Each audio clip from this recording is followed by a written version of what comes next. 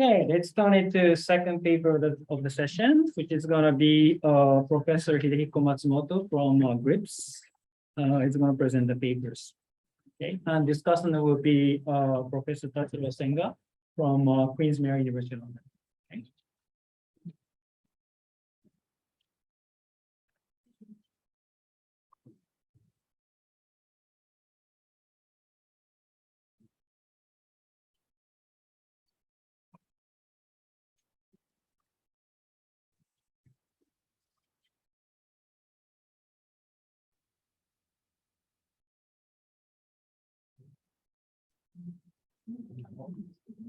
シェアスクリーン。でかくしたい。そうなんですよ。画面につけてシェアスクリーン。ここでなんて言うの？あ、これセコンデにしたから、これでシェアスクリーンって感じ。はい、それで OK です。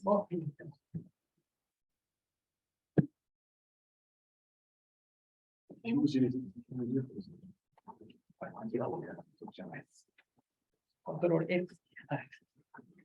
Thank you. So for yours, you're going to have 30 minutes for the presentations. Please. Okay, so thank you very much. So first of all, I would like to thank organizers, Ueda-san and Tomono-san, for organizing this conference and also including my paper. So the title of my paper is Productivity and Trade Dynamics in Sudden Stocks. And this is a joint work with Felipe Benguria from the University of Kentucky and Felipe Saffie from the University of Virginia. And I'm Hidehiko Matsumoto from GRIPS. So here is our motivation. So this paper studies sudden stocks. So sudden stocks are a crisis in emerging economies. And this is characterized by sudden reversal of current account from negative current account to positive current account. And sudden stocks are associated with sharp drops in output, consumption, investment, and asset pricing. So this is a typical crisis in emerging economies. And in economic theory, this type of crisis, sudden stocks, are modeled as small open economy, real business cycle model, with an occasionally binding borrowing constraint. So it's similar to the model presented by Martin Uribe at the keynote presentation. So there's a borrowing limit on the foreign borrowing, and this occasionally binds and causes reversal of current account and crisis. But empirical studies show some other aspects of sudden stocks that are not modeled in this theory. So sudden stocks are followed by persistently low output. And this persistently low output just slow down productivity growth. So something is happening in firms' innovation investment activity. And also sudden stocks have differential impacts on firms, especially between non-exporters and exporters through depreciation channel. So what we do in this paper is to embed these facts into the model of sudden stocks and study the following questions. These questions. So how do sudden stocks affect firm level innovation activity and also trade activity, trade dynamics? And then we study what are the implications of these firm level dynamics for the aggregate economy. So these are the questions that we address in this paper. So the model part, we embed innovation and trade dynamics into a model of sudden stocks. So this part is modeled as a Schumpeterian style endogenous growth model.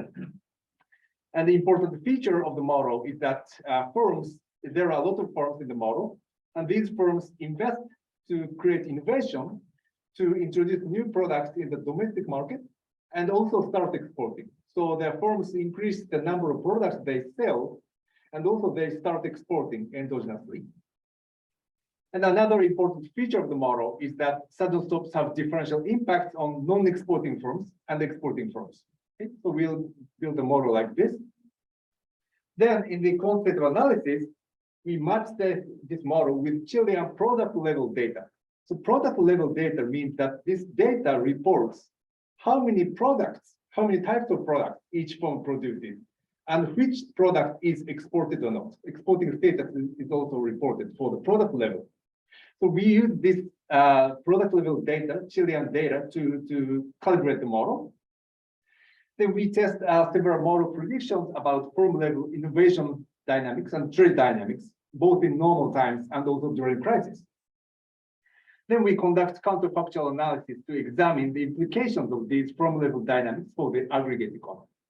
So these are what we are doing in this paper. So just a clarification question. So here is going to be when innovation takes place. This is actually the firm that already exists in the industry, right? Not like a new firms comes in that will be start exporting. So there are also new firm entry as well. Yeah. Okay, so it's going to be a combination of an existing firm, which is going to change the Yes. status, and a new Yes. firm. Yes, exactly. So there are also endogenous exit Okay, from the okay, market too. Yeah. great. Thank you. So here are the quick summary of the main results. So the calibrated model replicates innovation and trade dynamics in the data quite well. And just highlights of the results are the following. So export profits dropped less than non-exported profits during sudden stop. So through the basically depreciation channel.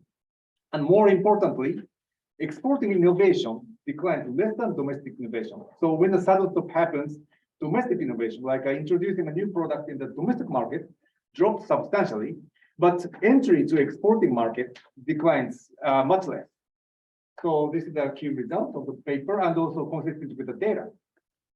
Then we conduct counterfactual analysis to have the implications for the aggregate dynamics.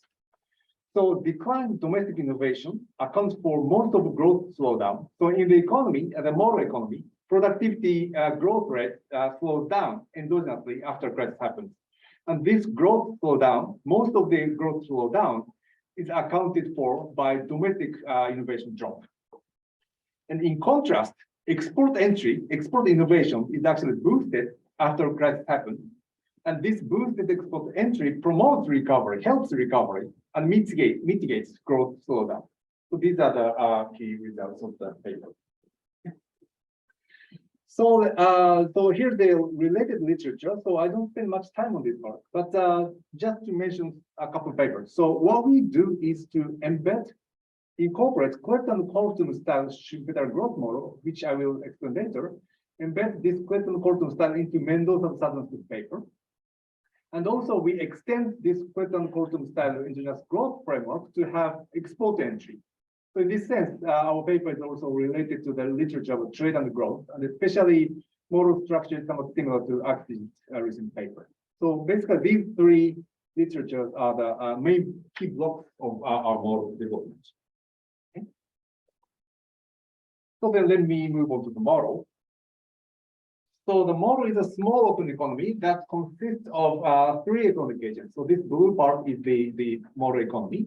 So household, final goods producer, and intermediate firms. So intermediate firms are the endogenous growth part of the model. So there are many firms, and they invest to start selling new products to the domestic market, and also start exporting to foreign demand. And also there are kind of exogenous foreign intermediate firms. They also start exporting their goods. So that's the imports of the intermediate goods. Okay. And final goods producer borrowed from abroad, and this foreign borrowing is subject to an occasionally binding constraint, and this triggers sudden stop in the model. So final goods producer, so production function is very simple. So this is the stochastic productivity shock, and this part is the integration of the intermediate goods. So there's a unit measure of intermediate goods, and the final goods producer combine these intermediate goods to produce final tradable. Final goods producer also borrows from abroad, subject to an occasionally binding collateral constraint. So this is the intertemporal debt, and actually final goods producer borrows from abroad on behalf of household. All the revenue by final goods producer goes to household pockets. So they borrow on behalf of a household by intertemporal debt. And this second term is the working capital financing. So 5 fractions of payments to the intermediate goods need to be repaid in advance of this production. And the final goods producer finances this working capital payment by borrowing from abroad. So that's why these two things are subject to the borrowing constraint.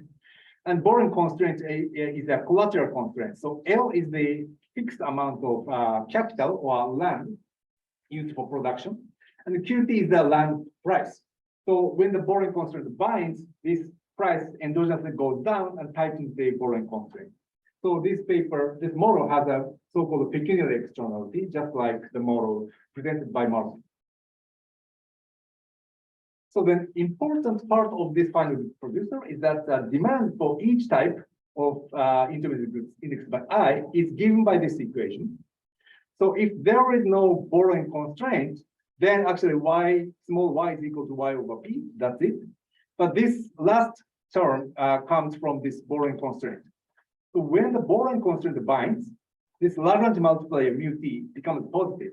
So basically, when the borrowing constraint binds, the effective price of intermediate goods becomes higher, more expensive.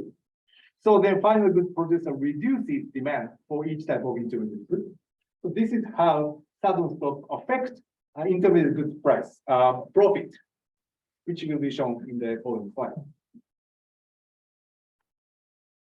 So this is the endogenous growth part of the model, so intermediate sector. So this is the model as a Schumpeterian growth. And each product, so there's a unit measure of products. These are not firms, but products, unit measure of products. And these products are produced by the firm with the highest productivity. So many firms can potentially produce these types of goods, but through the Belgian competition, only the firm with the highest productivity produces individual goods. Okay? So for example, in this picture, firm 1 is the productivity leader for these two types of goods. So this firm 1 produces two types of goods. Firm 2 is the productivity leader for these three types of goods. And D is the domestic product sold only to the domestic final goods producer. And X is the exported product. So for this product, firm 2 is a global leader. So this firm 2 sells this product to the domestic market and also exports to the foreign demand. Okay? So each firm is a collection of products, these kind of multiple products like this. And these firms' product portfolio changes over time through firm's innovation. So for example, in this picture, so for example, firm 1 invests to make innovation on this product line. And if it succeeds, then productivity goes up. And now this firm 1 is the global leader. So previously it was just domestic leader, but now this firm is a global leader. So this firm starts exporting this. So this is how firms start exporting endogenously. And another type of innovation that firms can make is horizontal innovation to produce the larger number of products. For example, for this product line, firm 1 invests in this product, and if it succeeds, then firm 1 steals this product from firm 2. So firm 1 now producing 3 goods, and firm 2 shrinks by 1 product. So in this way, firms' product portfolios endogenously expand and shrink over time. And if a firm loses all of its products, then that's firm exit. And I didn't plot it here, but as Tamon asked, so there are firm entry by households. So households invest to create new firms. Then new firm starts with a single domestic product. So for example, from domestic home entry can steal this, for example, line to become a productivity leader. So new firm entry is done by investment by households. So intermediate sector production and profit. So production uses capital or land, fixed supply land and labor with this Cobb-Douglas function. ATI is this previous slide. So productivity is heterogeneous like this. So ATI is the heterogeneous productivity across products. Profit in the domestic market, so sales to the final goods producer, is given by this equation after some algebra. So this parenthesis part is 1 minus relative marginal cost between the productivity leader and the rival firm followers. So in the domestic market, 1 minus relative marginal cost is simply by given by this parameter, the productivity gap parameter sigma. And this is a final goods producer demand. Okay? So as I mentioned, so when the borrowing constraint binds, mu T becomes positive, and final goods producer reduces demand for intermediate goods. So then when the sudden stop happens, domestic market profit also declines endogenously. This is profit from export sales. So there are two key differences. So one is that the relative marginal cost is affected by the real marginal cost in the domestic market and the foreign market. And especially when the sudden stop happens, the capital rental rate and wage decline endogenously. So the production cost becomes cheaper when the sudden stop happens, which brings higher profit for exporting.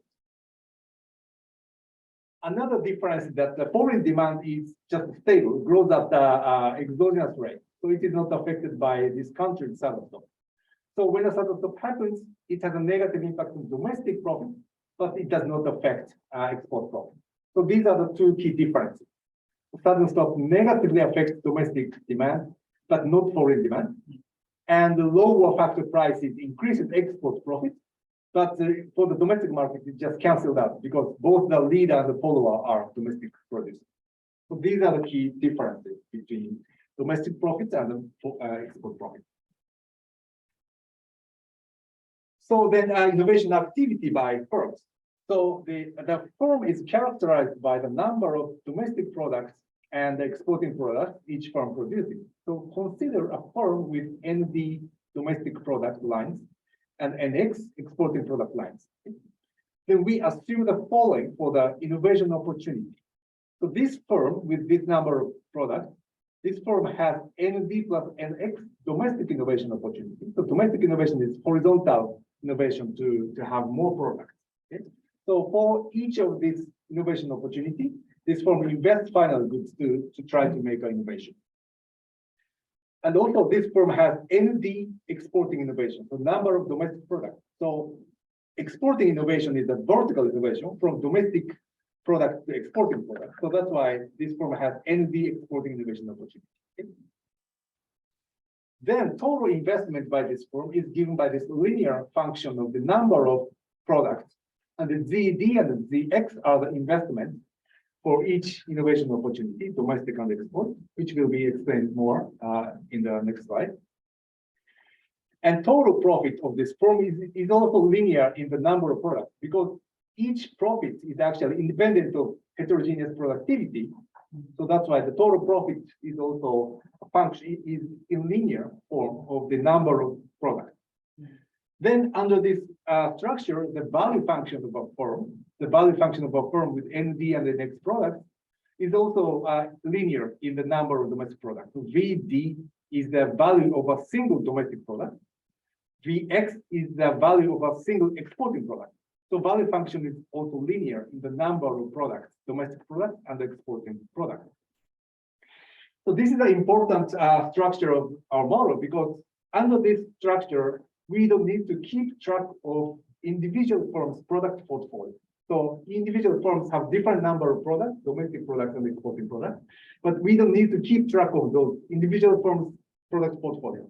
The relevant state variable for the model is just the share of domestic products, share of exporting products, and foreign debts too. So in this way, the model becomes very tractable so that we can solve this model in a global method to deal with an occasionally binding constraint. So this is the investment optimality condition for the investment by firms. So invest final goods DTD to make domestic innovation. So ID is the probability, success probability of domestic innovation. As firms invest more ZD, the probability increases in a concave way. Okay? So this is the marginal increase in success probability. And this is the expected value of a single domestic product line. So the left-hand side is the expected gain by a marginal increase in investment. And the right-hand side is the marginal cost, which is 1 because the final goods are numerical. Okay? Then the optimality condition for exporting innovation is somewhat different. So first, 1 minus DT is the survival rate of a product line. So exporting innovation is a vertical innovation from domestic line to exporting line. So if this domestic product line is replaced by other innovation, then exporting innovation doesn't materialize. So 1 minus DT is the survival rate of domestic line. So this is the effective marginal increase in success probability. Okay? And the expected gain of successful innovation is the gap in the expected value of exporting line minus domestic line, because exporting innovation is a vertical innovation which turns a domestic line into an exporting line. So the gap matters for the investments, exporting innovation. Okay. So in a nutshell, the key mechanism of the model is that the first, when a sudden stop happens, domestic profit declines because of the lower demand from the market, but whereas export profit increases because of the relative marginal cost channel. And this effect is somewhat persistent after sudden stop happens. Then the differentiated impact on profits affect two types of innovation differently. So domestic value of domestic product line declines persistently. So firms invest less in domestic innovation when a sudden stop happens. But firms invest more in exporting innovation because this value becomes higher, this value becomes lower. So that's the key mechanism of the model. So there are also households, but it is very standard. So I skip the households and move on to the quantitative analysis. Is there any question so far? Okay, then let me move on to the quantitative analysis. So data and calibration. So we use the Chilean plant and product level data called ENIA. This covers all manufacturing plants that employ at least 10 workers. And what is special about this data is that it contains product level data that distinguishes domestic and export market. So how many products each firm produces and which product is sold only in the domestic market or export. And we used that data in 1996 to 1999, which includes sudden stop in 1998 in Chile. Okay? So we have the data for normal times and also crisis. Then we calculate the model to aggregate and also this kind of micro level data. And standard parameters are set to standard values. So we calibrate the firm level parameters to target these things. Share of single product non-exporters in the total non-exporters, share of exporters in single product firms, average number of products produced by non-exporters, average number of exported products by exporters, which will be more clear in the next slide. So here, we compare the product distribution across firms in the model and the data. We compute the stationary product distribution for 5,000 firms in the model. So at the steady state, there is a domestic innovation rate, exporting innovation rate, and also new firm entry rate. So we use these innovation rates at the steady state to compute the stationary product distribution. How many firms produce one type of goods, two types of goods, blah, blah. Okay. So we create hypothetical 5,000 firms in the model, and there are a similar number of firms in the data. So we compare the product distribution across firms. So this is non-exporting firms. For example, the first line, about 1,700 firms are non-exporters and producing only one type of goods. So this number of firms are producing two types of goods and so on. Okay, so data and model. And this part is the exporting firms. So about 350 firms are exporting one type of goods, two types of goods, and 3 or 4. Okay. So our model can very well replicate this entire distribution of product. So what is targeted actually is this part, and not this part, but the related moments to this part, and also average. So basically 4 things we are targeting, but our model can replicate the entire distribution very well. So then, so we compare the model data more carefully. So one of our assumptions is that as the firm produces larger number of products, this firm has larger number of innovation opportunities and they're more likely to make innovation. So is it really true in the data? So how are the number of products? In the previous slide, you show only single product firm. What does that mean? Single product means the firm that is producing only one type of goods. So this is a single product non-exporting firm. Export. And this is exporting. So this firm, about 360 firms are exporting only one type of goods. Exporting two types of goods. Yeah. Yeah. So how are the number of products and product transition, like innovation, or also withdrawal of product related? So we run a simple regression. So then, if firms introduce new product in the domestic market or export market, then the left-hand side is 1, otherwise 0. And also, if a firm withdraws products from domestic market or export market, then left-hand side is 1, otherwise 0. And XF is the number of products. So basically, this is a model, data regression. So as a firm has more products, then the firm is more likely to introduce new products in the and also export entry too, and more likely to withdraw from the market product.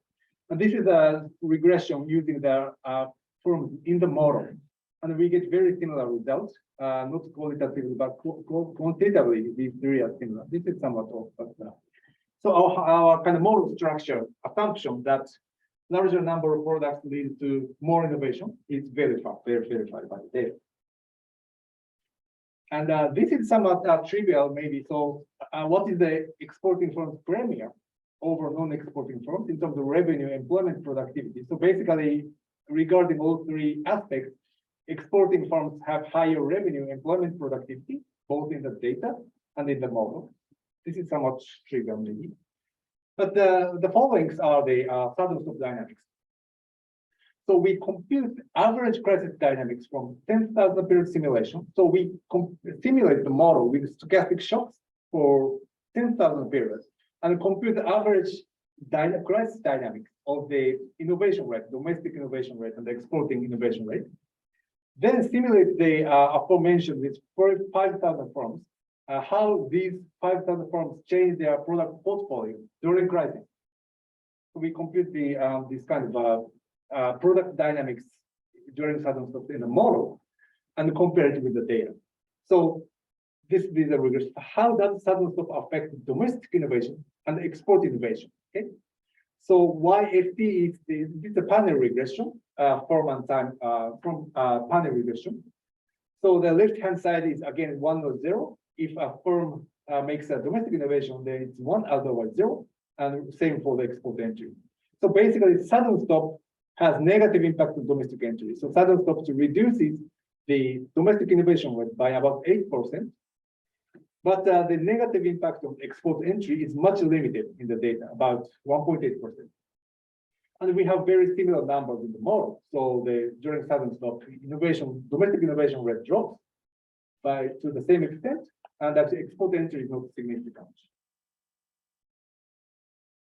And then also, how does sudden stop affect non-exporters and exporters' performance regarding revenue, profit, productivity? So this is again a panel regression. So basically, this time fixed effect. So the sudden stop has negative impact on revenue, profits, and productivity in general. But our focus is this cluster. So we expect that beta 1 to be positive because exporters survive better. So the negative impacts are mitigated for exporters. And we verify this expectation so that this cross-term has significant positive numbers like this. In the model, we have a similar number, especially for productivity. Okay. So these things show that our model captures the trade and the innovation dynamics during sudden stop very well. Then final exercise is the counterfactual analysis. So this is the average productivity loss by sudden stop in the model. So on average, when the sudden stop happens, the domestic innovation rate and the export innovation rate declines. So productivity becomes lower by about 0.3%. And the recovery is very slow. Like red line is the baseline. So there are two counterfactuals. If the domestic innovation rate is not affected by sudden stop, then the productivity loss is about 1/3. Okay, so 2/3 of productivity loss is accounted for by thank you. So 2/3 of productivity loss by sudden stop is accounted for declined domestic innovation.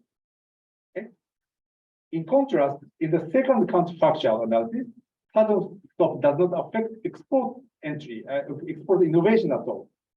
Then actually the recovery becomes slower compared to the baseline, because after sudden stop happens, exporting firms get higher profits, so firms invest more to start exporting.